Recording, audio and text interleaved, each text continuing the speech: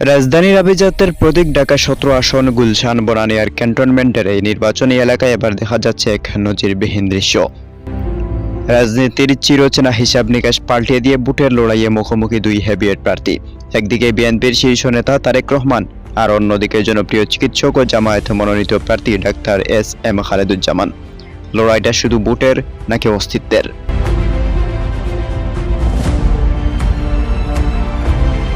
ঢাকা ১৭ আসনের অলিগলি এখনো সারকম, তবে এবারের বুটের চিত্রটা একটু ভিন্ন। গত কয়েক দশকের মধ্যে এবারই প্রথম এই আসনে প্রার্থী হয়েছেন বিএনপি ভারপ্রাপ্ত চেয়ারম্যান তারেক রহমান। দীর্ঘদিন নির্বাচনে থাকার পর নির্বাচনী লড়াইয়ের এই অংশগ্রহণ দেশ জুড়ে আলোড়ন তুললেও স্থানীয় প্রেক্ষাপটে চিত্রটা অনেকটাই চ্যালেঞ্জিং। অভিযোগ রয়েছে, দীর্ঘ সময় এলাকার বাইরে থাকায় সাধারণ মানুষের সাথে তার সরাসরি কোনো যোগাযোগ ছিল না। তার দলের কিছু নেতাকর্মীদের বিরুদ্ধে সাম্প্রতিক সময়ে কিছু অপকর্মের অভিযোগ ভোটারদের মনে এক ধরনের নেতিবাচক প্রভাব ফেলতে পারেও বলে মনে করছেন অনেকেই। অন্যদিকে ঠিক উল্টো চিত্র দেখা যাচ্ছে জামায়াত ইসলামের প্রার্থী ডাক্তার এস.এম. খালেদুজ্জামানের ক্ষেত্রে। তিনি কোনো রাজনৈতিক চমক নন, বরং এই এলাকায় দীর্ঘদিনের চেনা মুখ। পেশায় চিকিৎসক এই মানুষটি রাজনীতির ঊর্ধ্বে উঠে বছরের পর বছর ধরে মানুষের সুখে দুঃখে পাশে দাঁড়িয়েছেন। করোনাকালীন দুর্যোগ কিংবা সাধারণ সময়েও তার চেম্বারের দরজা খোলা ছিল দুস্থ ও সাধারণ মানুষদের জন্য। বিনামূল্যে চিকিৎসা সেবা থেকে শুরু করে মানবিক আচরণ তাকে এনে দিয়েছে অভাবনীয় জনপ্রিয়তা। তারেক রহমান যখন হাই প্রোফাইল ইমেজ নিয়ে মাঠে, তখন ডাক্তার খালেদুজ্জামান চলেছেন একেবারেই সাধারণ মানুষের কাতারে।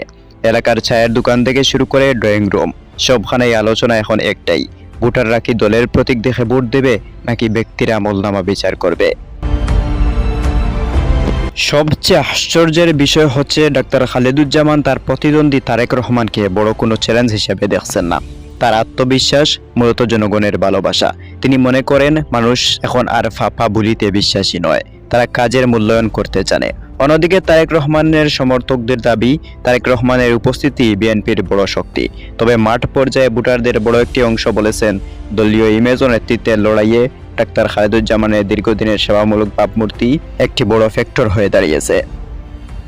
সবশেষে বলা যায়, ঢাকা ১৭ আসনে এই লড়াই এখন আর শুধু জয় পরাজয় নয়, এটি হয়ে দাঁড়িয়েছে প্রতীক বনাম কাজের লড়াই। শেষ পর্যন্ত কি দীর্ঘদিনের সেবা জয়ী হবে নাকি রাজনৈতিক ঐতিহ্যের জয় হবে, তা দেখার জন্য অপেক্ষা করতে হবে ভোটের দিন পর্যন্তই। খালেদ আহমেদ, ফারাকা টিভি।